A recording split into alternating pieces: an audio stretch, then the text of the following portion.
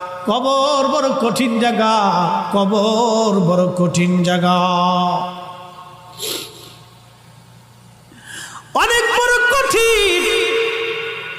এই কবরখানা দেখে উসমান গনি জিন্নুরাইন কবরের পাশে দাঁড়ায় দাঁড়ায় থরথর থরথর করে কাঁপতেন।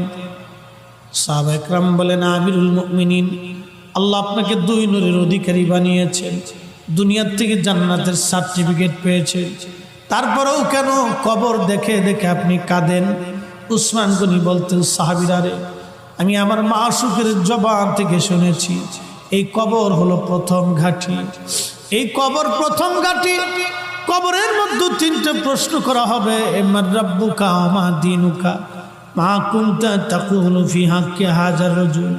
আমি উসমান গনি কি কবরের প্রশ্নের জবাব দিতে পারবো কিনা, এই চিন্তায় কবর দেখলে আমি কাঁদি, কবর দেখলে আমি কাঁদি, কবর দেখলে আমি কাঁদি।